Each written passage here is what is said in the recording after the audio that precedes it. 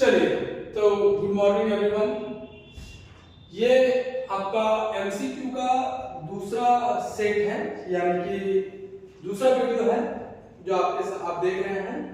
इसका पहला video already upload किया हुआ है, आप इसका पहला वीडियो देख सकते हैं। कुछ क्वेश्चंस उसमें कराए गए हैं हमने, इंपॉर्टेंट एमसीक्यू, और कुछ सब्जेक्टिव भी उसमें क्वेश्चंस दिया हुआ है।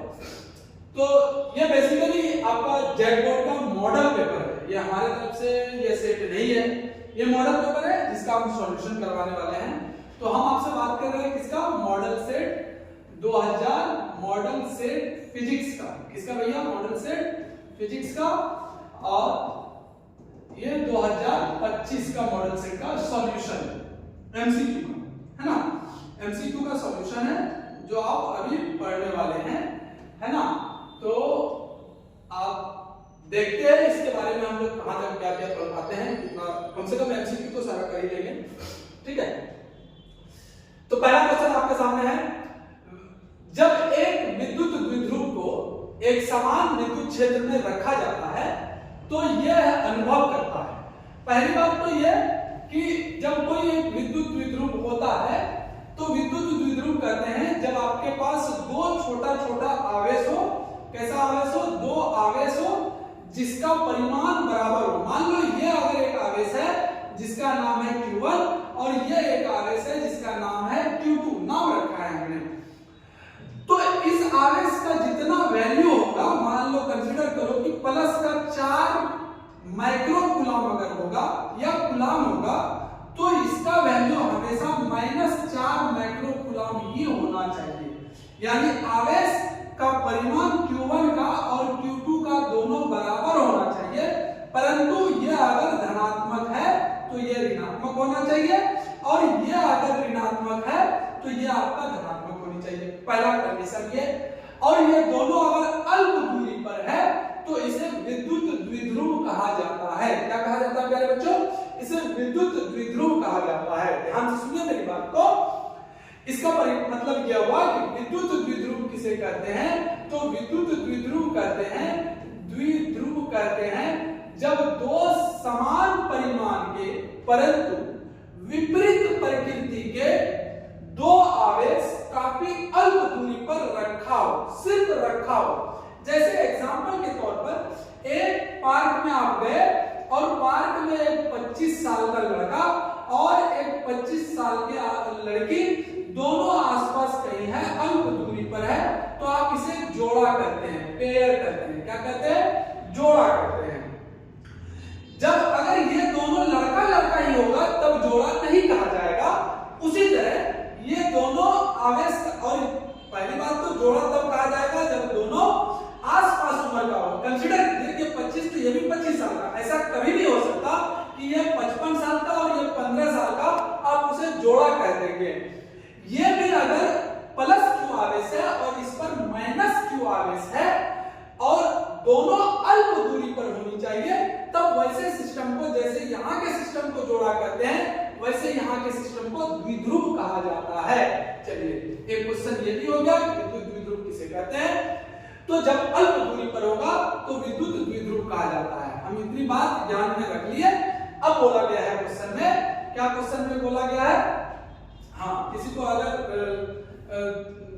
डिटेल चाहिए तो बाद में, अभी क्लास वैसा नहीं, हाँ बाद पूछ लेना, डाउट हो तो लिख लो अपने, ठीक है। बोला एक विद्युत द्विध्रुव को एक समान विद्युत क्षेत्र में, एक समान विद्युत क्षेत्र कब बनता है, जब आपके पास इधर कोई प्लस आवेश हो और इधर कोई माइनस आवेश हो, तो इससे जो बल रेखाएं निकलेंगी ये एक समान विद्युत क्षेत्र बनाएंगी। ऐसा ऐसा ऐसा ऐसा, ये एक समान विद्युत क्षेत्र, ये प्लस प्लस प्लस। इससे क्या पता चला एक और बार, विद्युत बल रेखाएं प्लस से निकलती हैं और सामने वाले माइनस के पास चली जाती हैं। अगर सामने माइनस नहीं होगा तो वो अनंत पर चली जाएंगी। डिटेल पढ़ना है क्वेश्चन को, एक क्वेश्चन में अनेकों क्वेश्चन का सॉल्यूशन चाहिए हमको, है ना।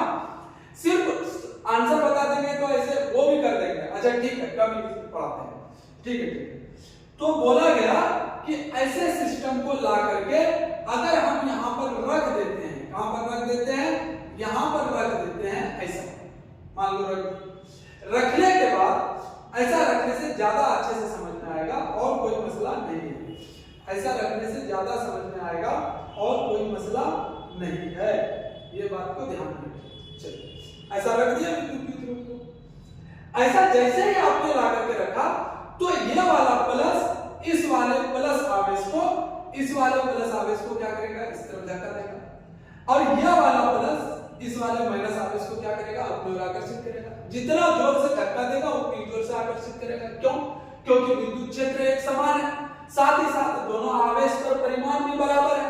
आप जानते हैं F बराबर एक सूत्र होता है Q गुना E, ये भी सूत्र होता है। तो इस पर F बराबर QE लगेगा और इस पर भी F बराबर QE लगेगा। जब किसी सिस्टम पर एक तरफ 10 न्यूटन और दूसरी तरफ भी 10 न्यूटन लगे तो टोटल बल कितना हो जाता है, 0।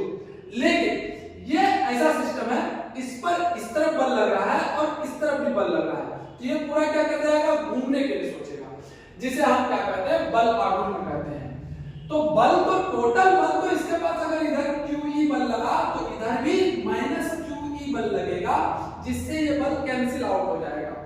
कैंसिल आउट होगा तो क्या बचेगा, सिर्फ एक बल आघूर्ण बचेगा। फिर से क्वेश्चन पढ़िए। जब एक विद्युत द्विध्रुव को एक समान विद्युत क्षेत्र में रखा जाता है तो ये केवल बल आघूर्ण अनुभव करता है, बल अनुभव नहीं करता है। ठीक है, शॉर्ट में ही आप खींचेंगे और कुछ, हाँ ठीक, क्या अनुभव करता है, बल आघूर्ण सिर्फ अनुभव करता है। तो पहला क्वेश्चन का आंसर नंबर बी आपका क्या हो जाएगा, करेक्ट हो जाएगा। चलिए दूसरा क्वेश्चन देखते हैं। दूसरा क्वेश्चन है आपके सामने कि दो आवेश वाले गोले एक दूसरे पर d दूरी पर एक दूसरे पर F बल लगाते हैं। यदि आवेशों को दोगुना और उसके बीच की दूरी दोगुनी कर दी जाए तो बल होगा। आप स्क्रीन पर पढ़ लिए, पहले सोच लीजिए आराम से। पहले देखिए, जब हम एमसीक्यू बनवा रहे हैं तो आप क्वेश्चन को थोड़ा सोचिए पहले। अगर आप सोच पा रहे हैं क्वेश्चन को अच्छे से, उसके बाद सॉल्व करेंगे। कोई जरूरी नहीं है कि 100% सेम टू सेम क्वेश्चन आ जाए लिखा हुआ, कुछ वर्ड इधर उधर हो जाने से भी आपको वहां दिक्कत ना हो, इसके लिए आप क्वेश्चन पहले आराम से स्क्रीन पर पढ़ लीजिए। तो बोला दो आवेश है। चलिए भैया क्वेश्चन नंबर 2 सॉल्व कर रहे हैं। दो आवेश है आपके पास, ये एक छोटा सा आवेश है, ये एक छोटा सा आवेश है, ठीक है। ये आवेश हम ले लिए, इसको मान लिया जाए हमने इस कलर से डाल दिया। हाँ चलिए अब ध्यान दीजिए, एक आवेश है, एक आवेश है, दो आवेश है आपके सामने। इस पर मान लो और इसके बीच का दूरी मान लिया जाए r। ये है आपका Q1 और ये है आपका Q2। बोला दोनों के बीच F बल लग रहा है, तो F बल लगा दिए। F जो है तो बोला क्वेश्चन में यदि दोनों आवेशों को दोगुना, इसका ट्रिक याद कर लो। चलो अभी उतना समय नहीं है, ट्रिक देखो क्या करना है। उसने क्या बोला है, F का आप सूत्र जानते हैं, F बराबर होता है K Q1 Q2 बटे R²। इसे विद्युत बल कहा जाता है ना। ध्यान से सुनते रहिए, अगर इसे विद्युत बल कहा जाता है तो ध्यान से सुनते रहिए भैया, ध्यान से सुनिए। इस क्वेश्चन का ट्रिक क्या है, गौर दीजिएगा। आपको बोला गया है कि आवेश पर F बल लग रहा है, हम F बल लगा लिए।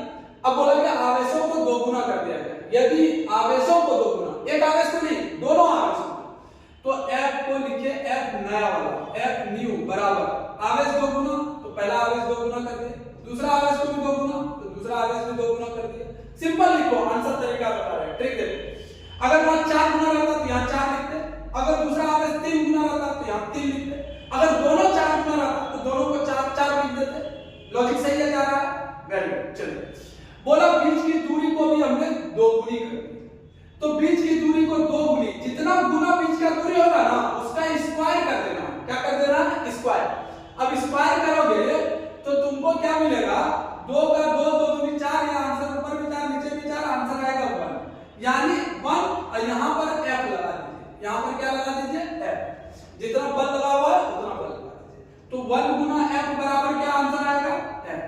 तो F नया वाला कितना आया, F न्यू वाला कितना आ जाएगा, पुराना वाला F के बराबर, यानी 2 का ए नंबर ऑप्शन करेक्ट। चलिए नेक्स्ट क्वेश्चन। नेक्स्ट क्वेश्चन, विद्युत द्विध्रुव के कारण, अरे भैया बाद में, विद्युत द्विध्रुव के कारण लंब समद्विभाजक पर स्थिर विद्युत विभव होता है। भैया विद्युत विभव का पहले सूत्र जान लीजिए, V बराबर होता है W बटे Q0। ये जनरल सूत्र है। ये कौन सा सूत्र है, जनरल सूत्र है। V बराबर W बटे Q नॉट, ये जनरल सूत्र है। विद्युत विभव का ऐसा ही मात्रक कई बार आपसे पूछ लेता है, तो जूल प्रति कूलम भी होता है, इसका नया ऐसा ही मात्रक और होता है वोल्ट भी होता है, याद रखिएगा भैया। और इसका जब किसी बिंदु आवेश के लिए पूछेगा तो V बराबर सूत्र हो जाता है बिंदु आवेश के लिए, V बराबर सूत्र हो जाता है KQ बटे R, KQ बटे R निकल करके आता है। चलिए ठीक है, इतना आपको जानकारी हो गई। अब देखते हैं, बोला एक विद्युत द्विध्रुव है, विद्युत द्विध्रुव बना दो, ये बना लिया विद्युत द्विध्रुव, इसको प्लस क्यू रख लिए, इसको माइनस क्यू रख लिए। लंब समद्विभाजक, यानी या लंब समद्विभाजक बोलिए या निरक्षीय स्थिति बोलिए, कौन सा स्थिति बोलिएगा? निरक्षीय स्थिति। कौन सा स्थिति बोलिएगा? निरक्षीय स्थिति। कौन सा स्थिति बोलिएगा? बोलो भैया, निरक्षीय स्थिति। निरक्षीय स्थिति पर यहां पर आपसे पूछा है कि भाई V का मान कितना होगा। याद रखिएगा, निरक्षीय स्थिति पर V का मान इधर वाले से जितना प्लस में आएगा, इधर वाले से उतना ही माइनस में आएगा। और जब जितना प्लस और जितना माइनस में आता है, दोनों को जोड़िएगा तो हमारा आंसर आ जाएगा 0। क्या आ जाएगा? 0। तो 3 का आपका कौन सा करेक्ट ऑप्शन है?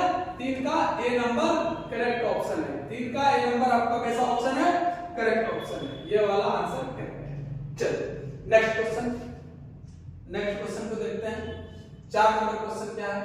बोला समानांतर पट्टिका संधारित्र की क्षमता तब बढ़ जाती है जब, समानांतर पट्टी संधारित्र किसको कहते हैं? Parallel plate capacitor. किसको कहते हैं भैया? Parallel plate capacitor. ये दो को प्लेट बना लीजिए, पैरेलल प्लेट बन गया। एक पर अब दोनों को हम एक सिस्टम में डाल दिए, ये एक कैपेसिटर बन गया। ठीक है, कैपेसिटर बन गया। तो पैरेलल प्लेट कैपेसिटर के संधारित्र की धारिता का फॉर्मूला होता है एप्सिलॉन नॉट A बटे D। हाँ, अभी आपको ये फॉर्मूला याद रखना है, एप्सिलॉन नॉट A बटे D। एप्सिलॉन तो आपका क्या है? नियतांक है, इसको कोई लेना देना नहीं है। अब C किस पर निर्भर करता है? C करेगा A पर निर्भर और C करेगा D पर निर्भर, यानी धारिता क्षेत्रफल पर निर्भर करेगा और धारिता बीच की दूरी, ये दूरी को D कहा जाता है और इस प्लेट के इस क्षेत्रफल को A कहा जाता है। बोला संधारित्र की क्षमता बढ़ जाती है जब क्षेत्रफल हम क्या करेंगे? बड़ा कर देंगे, क्योंकि समानुपाती है। C के समानुपाती A और व्युत्क्रमानुपाती D, यानी समानुपाती A है तो पट्टी का क्षेत्रफल बढ़ाने से धारिता क्या हो जाएगी? बढ़ जाएगी। अब पट्टी के बीच की दूरी बढ़ाने से धारिता क्या हो जाती है? घट जाती है। याद रहे, दूरी बढ़ाएंगे तो धारिता घटेगी क्योंकि व्युत्क्रमानुपाती है, और दूरी क्षेत्रफल बढ़ाएंगे तो धारिता बढ़ेगी क्योंकि क्षेत्रफल समानुपाती है। तो इसका कौन सा ऑप्शन करेक्ट होगा? 4 नंबर का आपका B नंबर करेक्ट ऑप्शन है। कैसा नंबर करेक्ट ऑप्शन है? B number. नेक्स्ट क्वेश्चन पर चलते हैं। 5 नंबर क्वेश्चन। 5 नंबर क्वेश्चन क्या है? किरचॉफ का संधि नियम किसके संरक्षण पर आधारित है? किरचॉफ बाबा ने 2 नियम दिए। एक किरचॉफ का जंक्शन नियम कहते हैं, अंग्रेजी में क्या बोलते हैं? इंग्लिश में जंक्शन नियम यानी संधि नियम, और दूसरा है लूप नियम। कैसा नियम? लूप नियम। भैया जंक्शन नियम कहते हैं जितना किसी जंक्शन पर धारा आती है उतना ही धारा जाती है। मान लो यहां से आया I1, यहां से आया I2, तो I3 का मान सदैव I1 प्लस I2 के बराबर होगा। इसे ही संधि नियम कहा जाता है। यानी जितना आवेश आएगा इस संधि पर, संधि मतलब जोड़ जंक्शन पर, जितना आवेश आएगा I1 के थ्रू और जितना आवेश आएगा I2 के थ्रू, उतना ही आवेश इस संधि से बाहर जाएगा I3 के थ्रू। यानी यह आवेश संरक्षण के नियम का पालन करता है। 5 का B नंबर, संधि नियम आवेश संरक्षण के नियम का पालन करता है। अब लूप नियम भी जान लेते हैं। लूप नियम कहते हैं यह ऊर्जा संरक्षण के नियम का पालन करता है। लूप नियम ऊर्जा संरक्षण के नियम का पालन करता है। ठीक है, यानी 5 का आपका आंसर हो जाएगा, 5 का आपका आंसर हो जाएगा कौन सा नंबर? B number. 5 का आपका करेक्ट ऑप्शन कौन सा है? B number. 6 number question number 6 क्या है? क्वेश्चन नंबर 6 भैया, किसी चालक के पदार्थ की प्रतिरोधकता निर्भर करती है। भैया चालक के पदार्थ की प्रतिरोधकता और प्रतिरोध दोनों अलग अलग चीज है। प्रतिरोध जो होता है वो पूरे तार का जितना रुकावट होगा टोटल को बोला जाता है प्रतिरोध।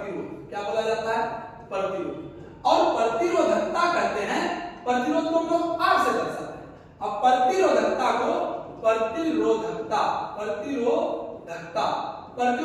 हम लोग रो से दर्शाते हैं। ध्यान रखें, प्रतिरोधकता को जब हम रो से दर्शाते हैं तो बात ये आ गई कि आर का SI मात्रक होता है ओम भैया, हाँ इसका ओम होता है।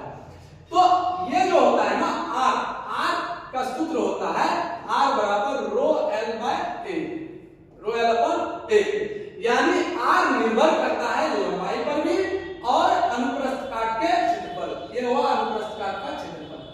लेकिन रो जो है वो निर्भर नहीं करता है, वो भैया सिर्फ और सिर्फ किस पर निर्भर करता है? तापमान पर। सिर्फ और सिर्फ किस पर निर्भर करता है? तापमान पर। रो जो है एल और ए पर निर्भर कभी भी नहीं करता है, क्योंकि प्रतिरोधकता का जब परिभाषा पढ़ते हैं तभी परिभाषा में ही बोला जाता है कि प्रतिरोधकता उसे कहते हैं जब आपके पास कोई 1 मीटर लंबा और 1 मीटर स्क्वायर या एकांक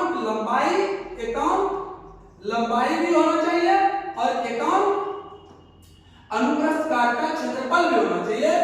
उस सिस्टम का कोई अगर 1 मीटर लंबा तार है और 1 मीटर स्क्वायर मोटा तार है तो उसका टोटल जितना प्रतिरोध होगा उसे प्रतिरोधकता कहते हैं।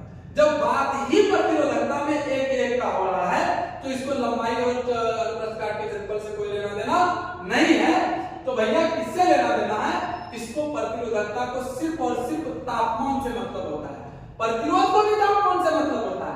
तापमान बढ़ाने पर प्रतिरोध बढ़ता है, तो प्रतिरोध की बात कर रहा हूं मैं, तापमान बढ़ाने पर प्रतिरोध बढ़ता है। उसी तरह प्रतिरोधकता भी तापमान पर निर्भर करता है। तो 6 नंबर का करेक्ट ऑप्शन कौन सा हो जाएगा? 6 नंबर का करेक्ट ऑप्शन आपका हो जाएगा भैया, 6 का हो जाएगा सी नंबर करेक्ट ऑप्शन। चलिए 7 नंबर क्वेश्चन देखते हैं।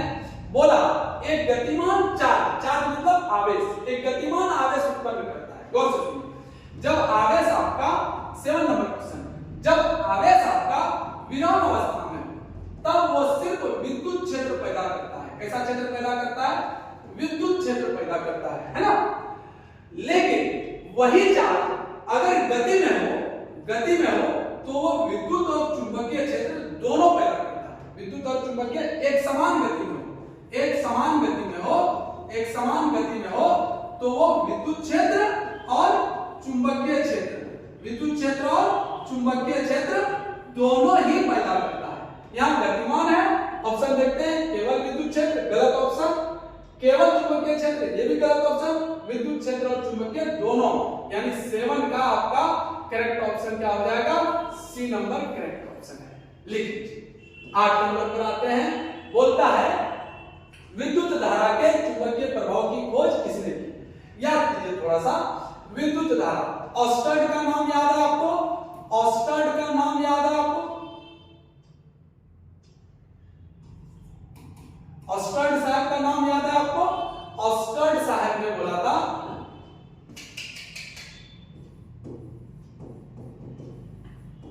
ऑस्टर्ड साहब ने पहली बार लैब में देखा कि एक चालक तार में जब धारा प्रवाहित होती है, मान लो इधर से आई धारा प्रवाहित हो रही है और इस जगह जाकर के अगर एक मैग्नेटिक कंपास ले जाते हो, मान लो ये एक आपका मैग्नेटिक कंपास है, ये आपका एक मैग्नेटिक कंपास है, ये आपका मैग्नेटिक कंपास है और इसको यदि आप उठा करके यहाँ पर ले जाते हो, जब धारा प्रवाहित हो रही हो तो घटना ये घट रही थी,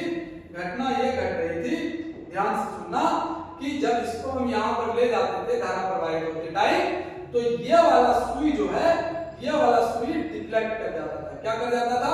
डिफ्लेक्ट कर जाता था, जिससे उसे लगा कि भाई ये एक चुंबक है, मैग्नेटिक कंपास है तो चुंबक है, और तार के सामने जब इसको ले जा रहे हैं ये जब टेढ़ा मेढ़ा हो जा रहा है, यानी इस पर बल लग रहा है, तो इसका मतलब बहने वाले विद्युत धारा में, यानी कि आपका आवेश जब बहता है तो ये एक चुंबकीय क्षेत्र भी उत्पन्न करता है। ये पहली बार ऑस्टर्ड ने ही बताया था। किसने बताया था? ऑस्टर्ड ने। हाँ, इसके बारे में बहुत डिटेल में जब पढ़ेंगे तब अलग बात है, उसका वैल्यू नहीं बताया था, उसके बारे में जानते हैं। अभी आपका 8 नंबर का करेक्ट ऑप्शन है बी नंबर। कौन सा ऑप्शन करेक्ट है? B number. 9 नंबर क्वेश्चन देखते हैं। एक चुंबकीय सुई को असमान चुंबकीय क्षेत्र में रखा गया है। कोई एक चुंबकीय सुई है जिसको असमान चुंबकीय क्षेत्र में रखा गया है। अब इस बार क्वेश्चन थोड़ा टेढ़ा है। मान लिया जाए आपके पास एक चुंबकीय सुई, मतलब ये एक मैग्नेट का बना हुआ है, इसका इधर नॉर्थ पोल और इधर साउथ पोल है, और असमान में रखा गया। असमान में जब रखेंगे इसको, यानी आपका चुंबकीय बल रेखा जो बनेगा, चुंबकीय बल रेखा जो बनेगा वो कभी ऐसे कभी ऐसे कभी ऐसे कभी ऐसे ऐसा करता है ना। जब इसमें रखेंगे, इधर आपका नॉर्थ, इधर आपका साउथ, मान ये अलग चुंबक है, ग्रीन वाला अलग चुंबक है और ब्लैक वाला अलग चुंबक है, तो इस पर ये नॉर्थ इस नॉर्थ को क्या करेगा, धक्का देगा इस तरफ, ये साउथ को क्या करेगा, हाँ द्विध्रुव के जैसा ही, वेरी गुड। लेकिन यहाँ असमान चुंबकीय क्षेत्र है तो बल के साथ साथ ये बल आघूर्ण दोनों ही लगाएगा। क्या लगाएगा, बल भी लगाएगा और बल आघूर्ण, क्योंकि इधर हो सकता है ज्यादा बल लग जाए और इधर हो सकता है कम बल लगे, जिससे क्या हो जाएगा, ज्यादा कम बल लगने के कारण इसमें घूमेगा तो सही लेकिन बल भी उत्पन्न होगा। वेरी गुड, बल भी उत्पन्न होगा। तो ऑप्शन नंबर कौन सा करेक्ट हो जाएगा, 9 का आपका सी नंबर। चलिए आगे देखते हैं 10 नंबर क्वेश्चन। 10 नंबर क्वेश्चन में क्या है कि निम्नलिखित में किसके लिए चुंबकीय सुग्रहिता निगेटिव होती है, मैग्नेटिक। हाँ भैया तो एक बात याद रखिए, किसके लिए चुंबकीय सुग्रहिता निगेटिव होती है, यह आपको पहले ध्यान से याद कर लीजिए। क्लास में अभी कल जाते जाते तुम लोगों को ये बात हम बोले थे कि किसका चुंबकीय सुग्रहिता निगेटिव होता है और किसका पॉजिटिव होता है, याद करो थोड़ा सा। डायमैग्नेटिक मटेरियल का निगेटिव होता है, वेरी गुड, और पैरामैग्नेटिक और फेरोमैग्नेटिक का पॉजिटिव होता है। डायमैग्नेटिक मटेरियल यानी आपका आ गया प्रतिचुंबकीय पदार्थ। कैसा पदार्थ, प्रतिचुंबकीय पदार्थ का, देखो यहाँ ऑप्शन में है पैरामैग्नेटिक और फेरोमैग्नेटिक का क्या होता है, पॉजिटिव होता है। मैग्नेटिक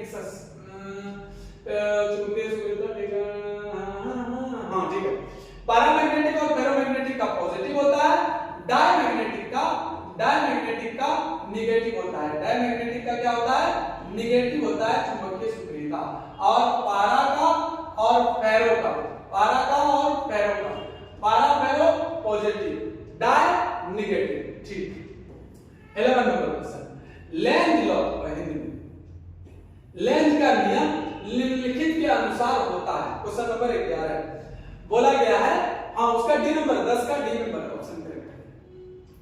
11 लेंज का नियम निम्नलिखित के अनुसार होता है। लेंज का नियम बेसिकली जो है ना, लेंज किसके बारे में बात करता है, ऊर्जा संरक्षण के नियम का पालन करता है। और लेंज वाला ये बताता है कि जिनसे जो पैदा हुआ है उसी का विरोध करता है, वो सही याद रखते लोगों को। लेंज का नियम ऊर्जा संरक्षण के नियम का पालन करता है। तो 11 का क्या नंबर हो जाएगा, बी नंबर। हाँ हाँ हाँ हाँ, epsilon to minus d phi by dt, very good. Unit of, हाँ, स्वप्रेरण की इकाई क्या है, स्वप्रेरण की इकाई यानी सेल्फ इंडक्टेंस का ऐसा यूनिट होता है हेनरी। क्या होता है भैया, हेनरी होता है। 12 का सी नंबर, बड़ा आसान सा सवाल है। हाँ क्वेश्चन नंबर है, डीसी परिपथ में संधारित्र की प्रतिघात क्या होता है। अरे डीसी परिपथ में यानी डायरेक्ट सर्किट वाले करंट में तुम्हारे संधारित्र का प्रतिघात क्या हो जाएगा, अनंत होता है। क्या होता है, अनंत होता है। डीसी परिपथ में संधारित्र का प्रतिघात क्या होता है, अनंत होता है। Very good. तो आपका 13 नंबर का आंसर क्या हो जाएगा, बी नंबर। 14 नंबर, अरे जो छोटे छोटे क्वेश्चन है, ट्रांसफार्मर रेशियो। देखिए भैया, ट्रांसफार्मर क्या होता है, बेसिकली एक ऐसा यंत्र है, ट्रांसफार्मर एक ऐसा यंत्र है जो हमें विद्युत धारा का या विद्युत विभव बढ़ाता है या वोल्टेज। सीधा एग्जांपल, घर में आपका स्टेबलाइजर है ना, तो स्टेबलाइजर के अंदर जो ट्रांसफार्मर लगा होता है ना, उसका काम होता है वोल्टेज को बढ़ाना, या आपके घर के बाहर जो ट्रांसफार्मर लगा हुआ है वो वोल्टेज को क्या करता है, घटाता है। गौर से सुनिए, जब वोल्टेज बढ़ेगा तो धारा घटेगा, और जब वोल्टेज घटेगा तो धारा बढ़ेगा। हाँ, तो ट्रांसफार्मर एक ऐसा यंत्र है जो हाई वोल्टेज लो करंट, हाई वोल्टेज लो करंट को लो वोल्टेज हाई करंट में ट्रांसफर करता है, मतलब बदल देता है। उस यंत्र को ट्रांसफार्मर कहते हैं, या इसका उल्टा भी सत्य है। उल्टा भी सत्य है का मतलब क्या हुआ कि आपका लो वोल्टेज हाई करंट को हाई वोल्टेज लो करंट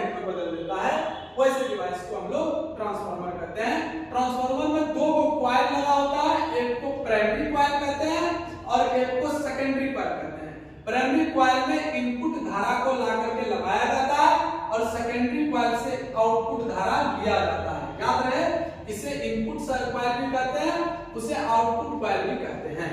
यहां तक चमका आपको? Very good. आगे बढ़ते हैं थोड़ा। तो अब आपसे क्वेश्चन पूछा है कि स्टेप ऑफ ट्रांसफार्मर, गौर से सुनिए, जब हमारा वोल्टेज लो हो, लो वोल्टेज को बदलेगा किसमें? High voltage, high voltage, voltage high voltage. तो ऐसे ट्रांसफार्मर को स्टेप अप यानी बढ़ा दिया, स्टेप अप ट्रांसफार्मर के नाम से जाना जाता है। और जब वोल्टेज आपका हाई हो और उसे बदल देता हो लो में, तो इसे बोला जाता है स्टेप डाउन ट्रांसफार्मर। क्या बोला जाता है? Step down transformer. जब स्टेप अप करना होगा तो सेकेंडरी कॉइल में जो ये बंडेज बना, कॉइल में जो ये कॉइल बना होता है, इसमें फेरों की संख्या हम प्राइमरी की तुलना में बढ़ा देते हैं। हाँ बच्चों, प्राइमरी की तुलना में सेकेंडरी को बढ़ा देते हैं, पहला केस में। और दूसरा केस में प्राइमरी की तुलना में सेकेंडरी में घटा देते हैं। जब हमको इधर वोल्टेज यानी आउटपुट में वोल्टेज ज्यादा चाहिए तो स्टेप अप कर दिए, और जब कम चाहिए तो स्टेप डाउन कर दिए। स्टेप अप करने के लिए फेरों की संख्या बढ़ानी होगी, स्टेप डाउन करने के लिए फेरों की संख्या घटानी होगी। तो घटेगा या बढ़ेगा, किसी से तुलना करके ना जी। तो किनसे तुलना करेंगे? तो प्राइमरी से। किससे तुलना करेंगे? प्राइमरी से। ट्रांसफार्मर रेशियो का सूत्र भी होता है नंबर ऑफ कॉइल्स सेकेंडरी बटे number of coils in primary. अगर तुम्हारा इसका वैल्यू ग्रेटर देन 1 आया, इसका मतलब वोल्टेज बढ़ रहा है, और अगर लेस देन 1 आया, इसका मतलब वोल्टेज घट रहा है। तुमको कैसा ट्रांसफार्मर चाहिए? वोल्टेज बढ़ने वाला। वोल्टेज बढ़ने वाले का मान कितना होना चाहिए? ग्रेटर देन 1, मोर देन 1, एक से अधिक। यानी 14 का आपका ऑप्शन कौन सा करेक्ट हो जाएगा? सी नंबर। 14 का सी नंबर। चलिए 15 नंबर देखिए, जल के कीटाणु रहित करने के लिए यानी कीटाणु खत्म करने के लिए उपाय उपयुक्त होता है। मतलब कौन सा चीज का इस्तेमाल किया जाता है जल के कीटाणुओं को खत्म करने के लिए? प्रकाश के तरंगदैर्घ्य की कोटि का होना चाहिए। क्या मतलब? नहीं समझे? याद रखिए, सुटेबल फॉर डिफेक्टिंग वाटर्स। किसके लिए? हम अल्ट्रावायलेट नहीं बोलते हैं कि हमारे घर में ना ये लगा है, आरओ वाटर लगा हुआ है, कैंट लगा हुआ है, तो उसमें जो एक देखोगे वहां अल्ट्रावायलेट रेस उसके द्वारा पास किया जाता है, जिसमें पानी के जितना कीटाणु है वो मर जाता है। तो 15 का कौन सा नंबर होगा? C number. चलिए 20 आ गया जी। 16 कहां?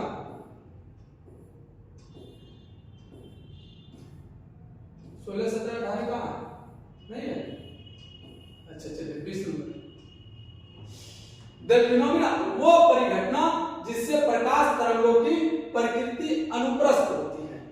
भैया पूछा गया है क्वेश्चन में कि ऐसी कौन सी घटना है जिसके कारण हम बोलते हैं कि प्रकाश की तरंगों का जो प्रकाश की जो तरंग है, लाइट का जो वेव है, वो ट्रांसवर्स वेव है। वो घटना है भैया, वो घटना है आपका ध्रुवण यानी पोलराइजेशन की वजह से हम इस बात को मानते हैं। पोलराइजेशन की वजह से हम इस बात को मानते हैं कि ये प्रॉपर सिद्ध होता है पोलराइजेशन में। तो आपका 20 नंबर क्वेश्चन का ऑप्शन सी करेक्ट है। 21 प्लेन कांस्टेंट। प्लेन कांस्टेंट का बीमा सूत्र पूछा है। हाँ, डायमेंशन। डायमेंशन क्या होगा?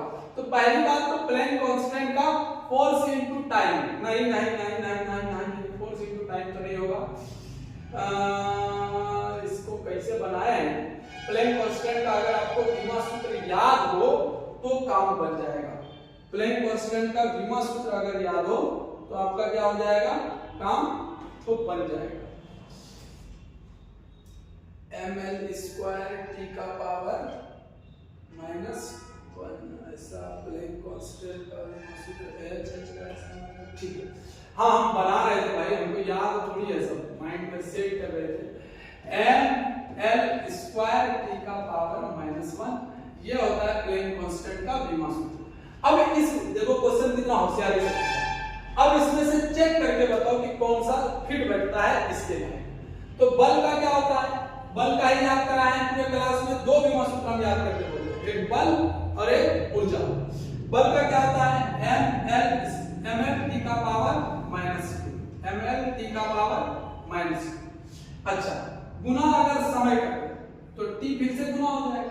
तो ये पावर कितना हो जाएगा ml1t-1 जो फिट नहीं बैठता है। हमको एक और एल चाहिए, बल और समय तो चाहिए ही चाहिए, लेकिन एक और चाहिए, तो बल गुना समय गुना दूरी यानी 21 का सी नंबर करेक्ट ऑप्शन है। ठीक है, 21 का सी नंबर करेक्ट ऑप्शन है। 22 नंबर देखते हैं। बोला परमाणु के नाभिक में होता है, भैया ये तो हलवा क्वेश्चन है। 22 नंबर परमाणु के नाभिक में क्या होता है? परमाणु के नाभिक में आपको न्यूट्रॉन मिलेगा और प्रोटॉन मिलेगा। चारों ओर चक्कर लगाने वाला कौन मिलेगा? इलेक्ट्रॉन मिलेगा। खुद से परमाणु के नाभिक में अल्फा करने होता है। हाँ, अब 22 नंबर क्वेश्चन। 22 नंबर क्वेश्चन क्या है? If radioactive atoms emit gamma radiation in atomic number, बोलता है अगर कोई रेडियोएक्टिव एटम्स गामा रेडिएशन को इमिट करता है, गामा को, तो गामा का नहीं होगा। क्वेश्चन है in P type semiconductor what kind of impurities is found. बोलता है कि यदि पी प्रकार का कोई सेमीकंडक्टर है तो उसमें कैसे अशुद्धि पाई जाती है? पी प्रकार के अर्धचालक में कैसे अशुद्धि? याद रखने का तरीका सुनिए। पी मतलब पी टाइप अगर अर्धचालक है, पी टाइप अर्धचालक में पी मतलब 5 नहीं, पी मतलब 3 याद रखना। पी का उल्टा 3 संयोजकता वाले पाए जाते हैं, 3 संयोजकता वाले। और n मतलब n टाइप में कैसा पाया जाएगा? n मतलब 5 संयोजकता, उल्टा याद रख लेना, 5 संयोजकता वाले। कैसा भैया? 5 संयोजकता वाले। अब याद करो 3 संयोजकता एल्युमिनियम का होता है, फास्फोरस का क्या होता है? 5 संयोजकता। और सुनिए पी टाइप अर्धचालक क्यों बोला गया? क्योंकि इसमें पॉजिटिविटी यानी होल्स ज्यादा होता है एज कंपेयर टू इलेक्ट्रॉन, और इसमें फ्री इलेक्ट्रॉन ज्यादा होता है एज कंपेयर टू होल्स। ठीक है, क्वेश्चन है पीएन संधि डायोड में हासी परत में होता है। पीएन संधि डायोड में हास परत में क्या होता है? यानी वो जो कलम बताए थे ना आपका डिप्लेशन लेयर, डिप्लेशन लेयर में क्या पाया जाता है वो पूछा गया। इलेक्ट्रॉन और रिक्तियां दोनों पाया जाता है। नो इलेक्ट्रॉन नो रिक्तियां, उसमें कुछ नहीं पाया जाएगा ना, वो सब एक दूसरे को मर्ज कर जाता है। पीएन संधि डायोड में neither electron nor holes, depletion layer में नेदर इलेक्ट्रॉन नॉर होल्स पाए जाते हैं। ठीक है, उसके बाद ये सभी क्वेश्चंस हमारे काम का नहीं है। चलिए थैंक यू। एक सीरीज तो ये कर दिया। अब एक जब ये कर दिए तो अब इसके बारे में हम लोग बात करते हैं। क्या बात करेंगे? तो ये बात करेंगे, यहां से हमको आया ये, और ये आने के बाद हम दूसरा तैयार करते हैं क्वेश्चन का सीरीज।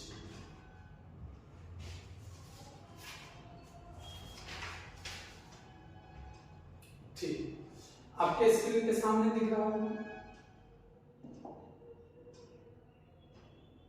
कुछ तो इंपॉर्टेंट क्वेश्चन है तो करना तो पड़ेगा ना। वेरी गुड बात। ठीक है भैया, ठीक।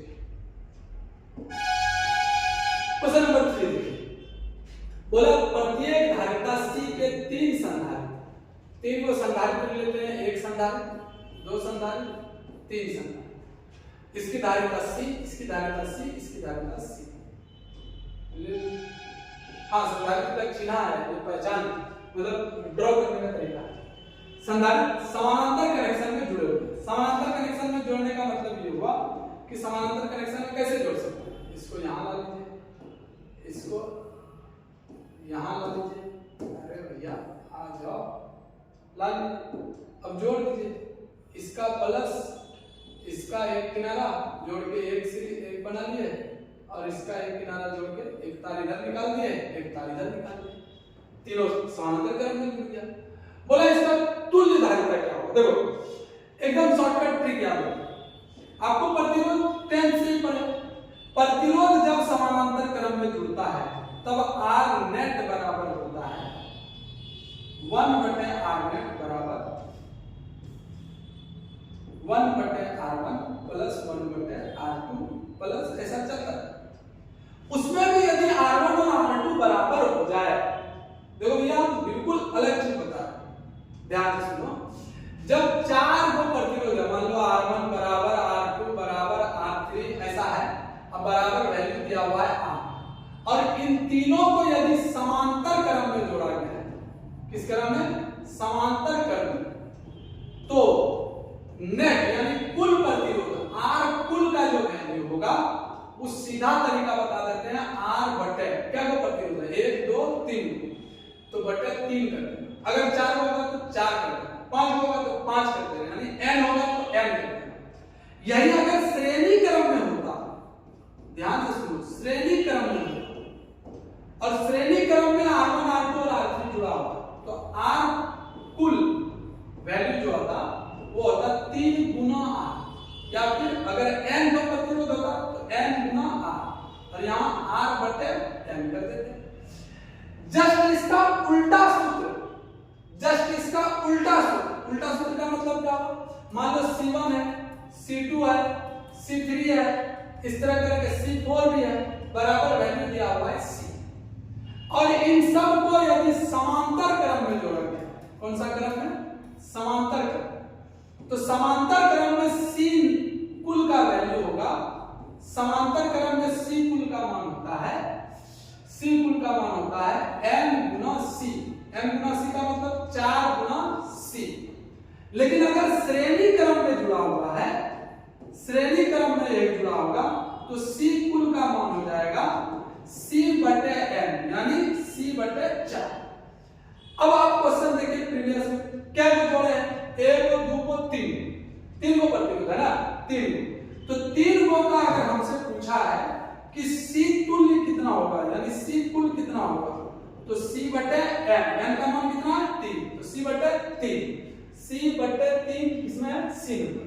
आपका ऑप्शन कौन सा करेक्ट हो जाएगा? 3 का C नंबर।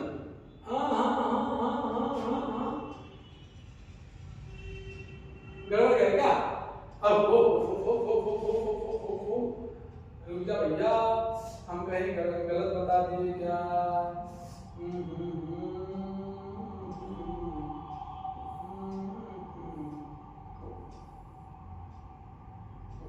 एक सेकंड,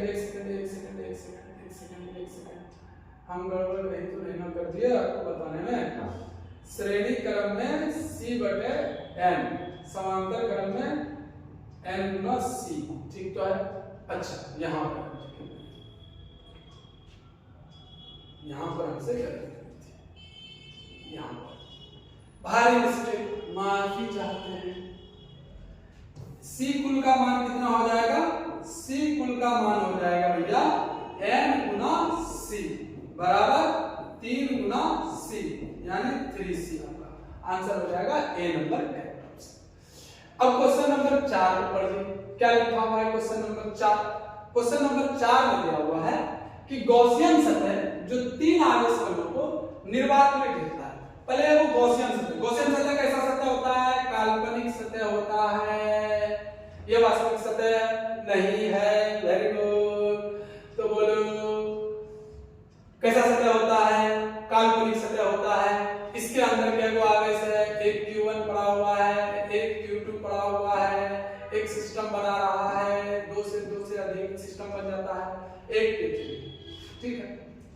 बोला इसका कुल विद्युत फ्लक्स क्या होगा? विद्युत फ्लक्स को हम लोग पाई इसे दर्शाते हैं और पाई बराबर होता है Q नेट, मतलब गॉसियन सतह के अंदर जितना आवेश है उसका टोटल बटे एप्सिलॉन नॉट। एप्सिलॉन नॉट का वैल्यू पता है आपको कितना होता है? 8.85 गुना 10 का पावर -5।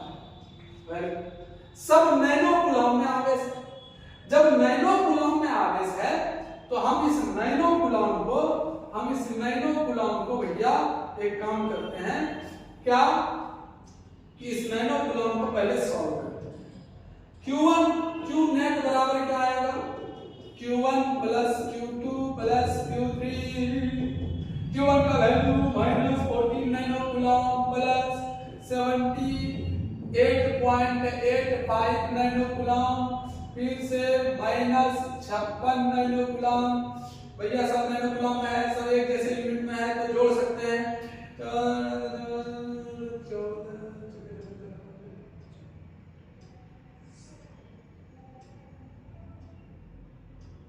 तो हो जाएगा आपका -70 प्लस 78.85 नैनो कूलम, यानी मिला जुला के 8.85 नैनो कूलम।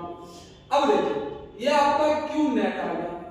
अब क्यू नेट जब आ गया है तो क्यू नेट पर यहाँ पर वैल्यू डाल दीजिए 8.85 गुना, मैंने कूलम को कूलम में बदलना है तो 10 का पावर माइनस 9 बनाना होगा। ये पार्ट इस पार्ट को खा जाएगा, बचेगा बचेगा आपका भैया एक ही चीज, क्या बचेगा याद कीजिए, 10 का पावर माइनस 9 ऊपर में बचेगा और 10 का पावर यानी पाई ई का मान 10 का पावर माइनस 9 बटे 10 का पावर प्लस 12 सॉरी माइनस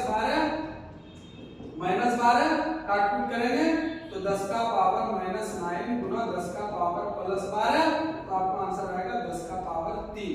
कितना आएगा 10 का पावर 3। 4 का कितना नंबर करेक्ट ऑप्शन है 1 नंबर। चलिए पांचवा नंबर क्वेश्चन देखते हैं।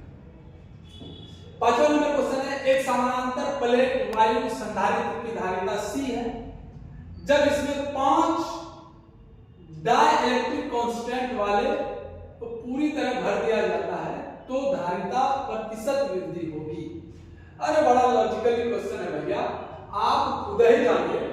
आप असल में अभी थोड़ी देर पहले हम पढ़ा रहे थे C बराबर एप्सिलॉन नॉट A बटे D। अगर ये निर्वात में है तब, अगर इसे किसी माध्यम में C निकालना होगा तो माध्यम का C हो जाता है एप्सिलॉन नॉट M A बटे D, खत्म।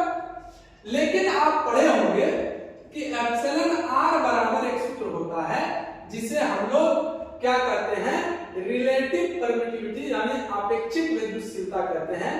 वो कहलाता है आपका माध्यम की विद्युतशीलता बटे निर्वात की विद्युतशीलता। अब ये एप्सिलॉन M बराबर लिख सकते हैं epsilon R Guna epsilon not. ये सूत्र पर क्वेश्चन कई बार आया है जेई बोर्ड में, इसलिए इसको याद रखिए। अब आपसे पूछा जा रहा है कि भाई क्या इस सूत्र के बदले epsilon R Guna epsilon not A बटे D कर सकते हैं क्या? बोले हाँ कर सकते हैं।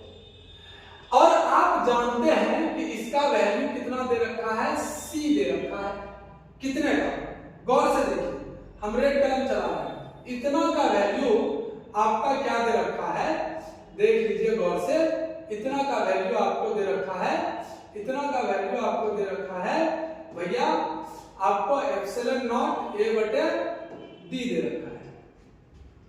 क्या इस वाले पार्ट को अपन C कह सकते हैं? चलिए चलिए चलिए चलिए चलिए चलिए चलिए चलिए चलिए चलिए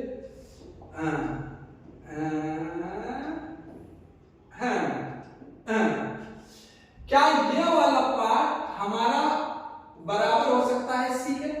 हो सकता है सर। तो C माध्यम बराबर लिख सकते हैं एप्सिलॉन R गुना C। एप्सिलॉन R का मान कितना दे रखा है 5, तो 5 गुना C, ये C माध्यम का आ गया। अब बोला कितना प्रतिशत वृद्धि हो रहा है।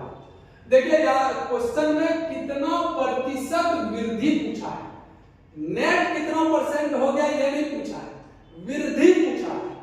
क्वेश्चन में गड़बड़ी है भैया।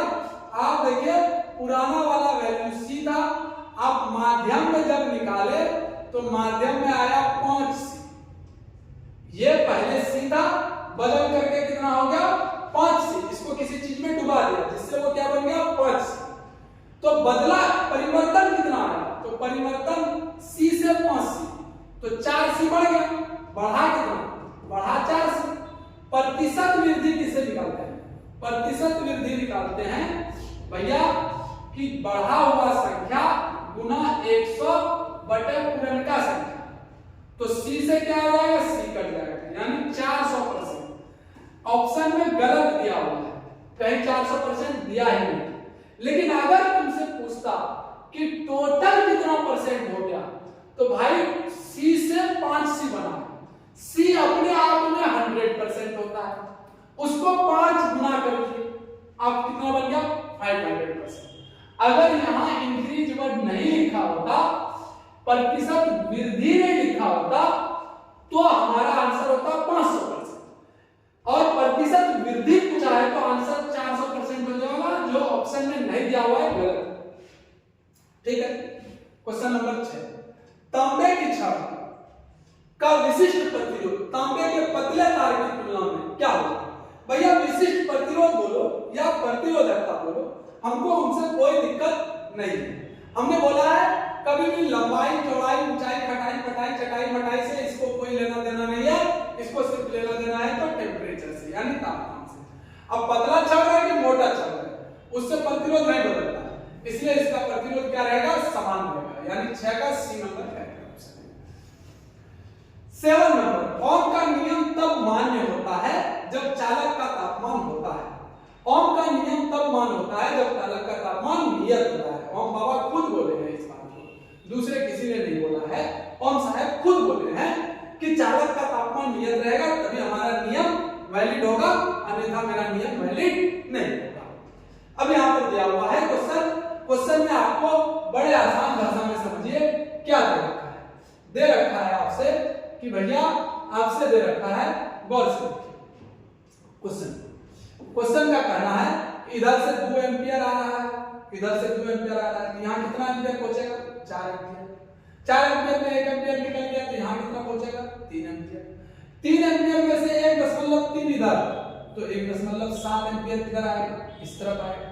ये ए नंबर बना लीजिए। आपको बड़ा क्वेश्चन नहीं था, इसी को बोलते हैं संधि नियम, जो हम पहले बता रहे थे किरचॉफ्स लॉ। ठीक, चुंबकीय क्षेत्र की इकाई क्या होती है? ये तो हलवा क्वेश्चन है। यूनिट ऑफ मैग्नेटिक फील्ड, चुंबकीय क्षेत्र की इकाई क्या होती है? वेबर प्रति metre square. B number correct option. 9 परिनालिका के कारण, परिनालिका याद है ना?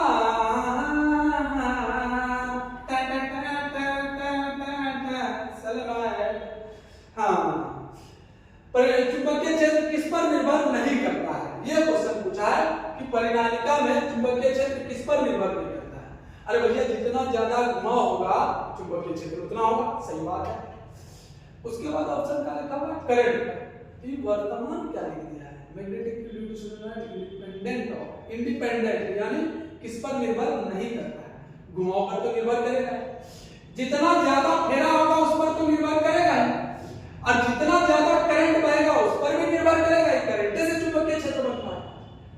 नन ऑफ त्रिज्या पर, अरे इसका त्रिज्या से क्या लेना देना है? इसको त्रिज्या सूत्र में नहीं लेना देना है। चलिए अब क्वेश्चन नंबर 11 पर बोला है 2 पतले लंबे तार,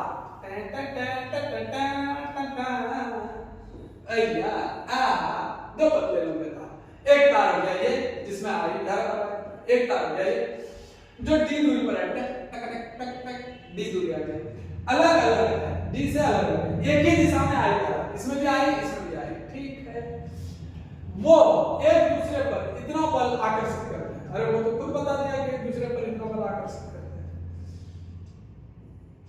अच्छा पूछ रहा है कि आकर्षित करते हैं कि प्रतिकर्षित करते हैं कि क्या करते हैं ना? पहले तो बल जो लगेगा वो बल का सूत्र, बल का वैल्यू होता है mu not I square, I1 I2 होता है, यहाँ I से हमारा I स्क्वायर 2 पाई डी, ठीक। चलिए चलिए ये तार इधर चुंबकीय क्षेत्र ऐसे जाएगा, ऐसा बाहर आएगा। इस तरफ अगर चेक करें एक दूसरे पर, तो यहाँ पर तार यानी इसी दिशा की बात हो रही है, इस दिशा में ये इसका चुंबकीय क्षेत्र बोर्ड के अंदर, यानी इसके वजह से बोर्ड के अंदर चुंबकीय क्षेत्र जाएगा, ये बल लगाएगा अंदर की तरफ, ठीक है, चुंबकीय क्षेत्र अंदर तो इसका। अब ये देखते हैं इसका चुंबकीय क्षेत्र बाहर, एक दूसरे का चुंबकीय क्षेत्र एक दूसरे से विपरीत, तो एक दूसरे में क्या हो जाएगा? आकर्षण। क्या हो जाएगा? आकर्षण। 11 का आपका करेक्ट ऑप्शन है ए नंबर। 11 का करेक्ट ऑप्शन कौन सा है? ए नंबर। अरे बल चुंबकीय क्षेत्र की दिशा अंदर ऐसे बाहर, तो एक का अंदर एक का बाहर, तो क्या होगा? आपका दोनों एक दूसरे को आकर्षित करेगा। दोनों अगर सेम अंदर अंदर रहता तो प्रतिकर्षण। टेक टेक टेक टेक टेक टेक। चलिए क्वेश्चन नंबर 12, स्वप्रेरक यानी सेल्फ इंडक्टेंस की एसआई मात्रक है। स्वप्रेरक का एसआई मात्रक होता है क्या? हेनरी। इससे पहले भी बताया था। चलिए किसी परिपथ में प्रेरित धारा की दिशा हमेशा ऐसी होती है। बोला कोई एक परिपथ है, मान लो टक टक बना ले, इसमें प्लस है, ये माइनस था, ठीक है, आई धारा प्रवाहित होगा प्लस से माइनस की। ये उस कारण का कारण से ये उत्पन्न होती है। इसमें लेंज का नियम बोला था। तो राजा जो बनता है वो अपने बाप को ही, पहले के जमाने में राजा क्या करता था, जिनसे पैदा हुआ है पप्पा को ही मार करके अपना राजगद्दी हासिल कर लेता था। तो जिनसे धारा बनेगी उसी का विरोध करेगा। इसी घटना को कहते हैं प्रेरित धारा। ये किसने बताया था? लेंज बाबा ने। किसने बताया था? लेंज साहब ने। ठीक है। हाँ 12 का आपका 13 का बी नंबर के 14th नंबर बोलो प्रत्यावर्ती धारा में I बराबर I not sine omega T. ठीक है, लिख लीजिए। ये ओमेगा है, डब्ल्यू नहीं है। द्वारा किसी दिए गए प्रतिरोध में एक निश्चित समय में उत्पन्न गर्मी लगभग परिमाण की स्थिर धारा के साथ। अब कहीं भी ऐसा आएगा तो हम I का कौन सा वैल्यू लेते हैं? IRMS वैल्यू लेते हैं। और याद कीजिए IRMS बराबर होता है I नॉट बटे √2। क्या होता है? I नॉट बटे √2। I नॉट बटे √2 या इसी को बोलते हैं 0.707 I नॉट। अच्छा, तो यहाँ पर कौन सा ऑप्शन करेक्ट हो जाएगा? ए नंबर। 14 का ए नंबर, 14 का ए नंबर, 14 का ए नंबर। चलिए 15 नंबर।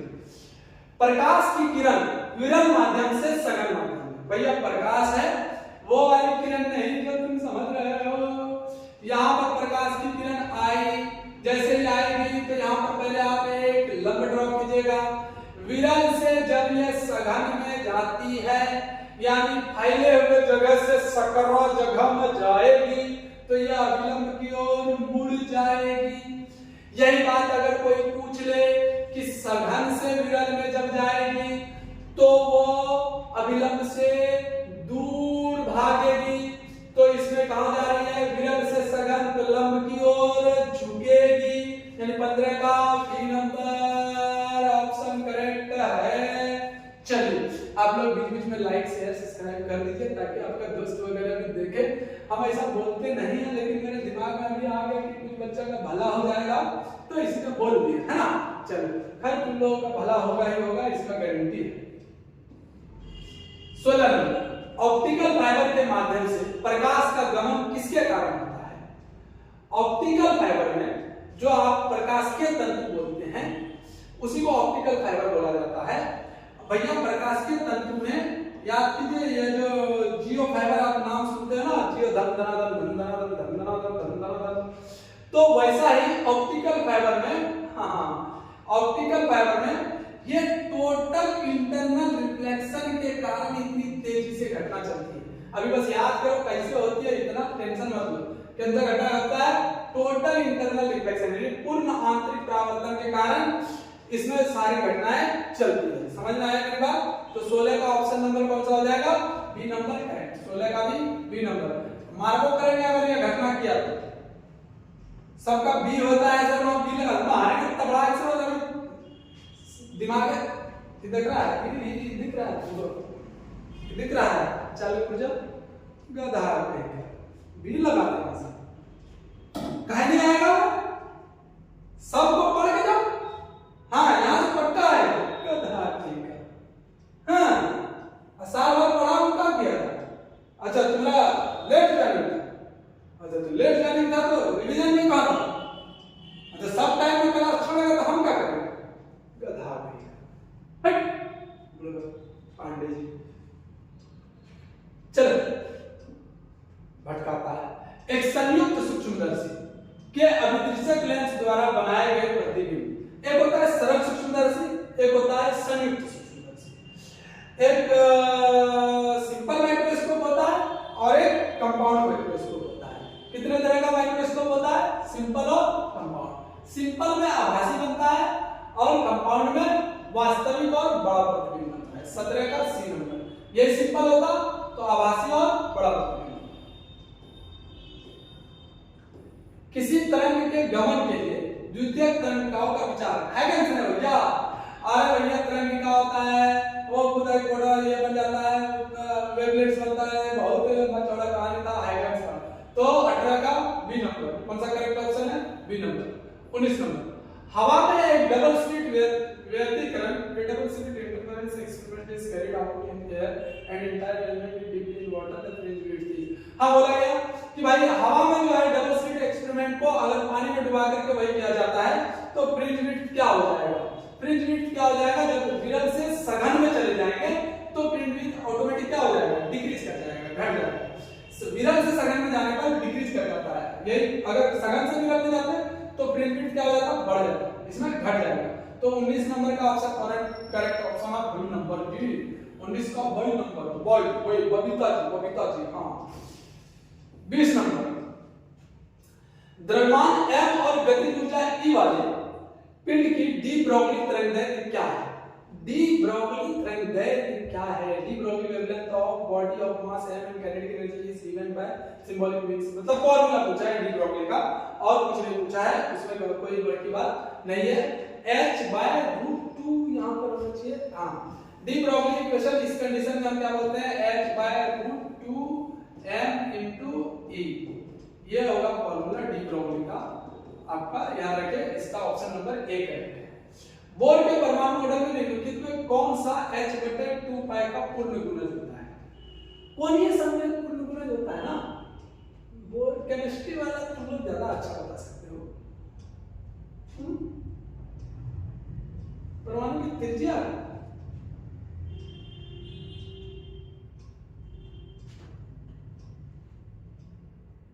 कोणीय संवेग का होता है। कोणीय संवेग का पक्का, हाँ कोणीय संवेग किसका होता है? कोणीय संवेग का, कोणीय संवेग का। हाँ चलिए, n बराबर 2 n बराबर 3 4 5 6 इलेक्ट्रॉन का विस्थापन मेल खाता है लैमेन के श्रृंखला से बाइनर श्रृंखला से। ये वाला कॉन्सेप्ट तो बामर ये आपका बामर हो जाएगा। 22 का B number, 22 B number. 23 number electron पर किरणन द्वारा मापी गई एक गोलाकार नाभिक की त्रिज्या 3.5 से द्रव्यमान की सबसे अधिक होने की संभावना है। पी टाइप सिलिकॉन सेमीकंडक्टर प्राप्त करने के लिए हमें शुद्ध सिलिकॉन को किससे डोप करने की आवश्यकता है? अबे ये क्वेश्चन अभी कल बनवाए हैं, मारे के कपाट फाड़ देंगे। सेम क्वेश्चन बनवाए हैं, गधा समय खाली बर्बाद कर रहा है। कल कितना आंसर आया था? हाँ देखो उसको कैसे याद है? 27 आंसर आया था। पी टाइप सिलिकॉन सेमीकंडक्टर प्राप्त करने के लिए हमें शुद्ध सिलिकॉन को पी टाइप अभी बताया ना। पी टाइप है तो पी मतलब 5 नहीं 3 वाला जोड़ना है। 3 किसका होता है? एल्युमिनियम का। पी टाइप में एल्युमिनियम जोड़ते हैं जिससे वो पी टाइप बनता है। पी टाइप में एल्युमिनियम जोड़ते हैं जिससे वो पी टाइप बनता है। गर्म करने पर अर्धचालक का प्रतिरोध क्या होता है? भैया चालक को गर्म करेंगे तो प्रतिरोध बढ़ेगा और अर्धचालक को गर्म करेंगे तो प्रतिरोध घटेगा। प्रतिरोध चालकता के बारे में पूछेगा तो बढ़ जाएगा। प्रतिरोध और चालकता एक दूसरे के विपरीत शब्द है। जो चीज जिसका प्रतिरोध जिसमें बढ़ता है जिस कारण से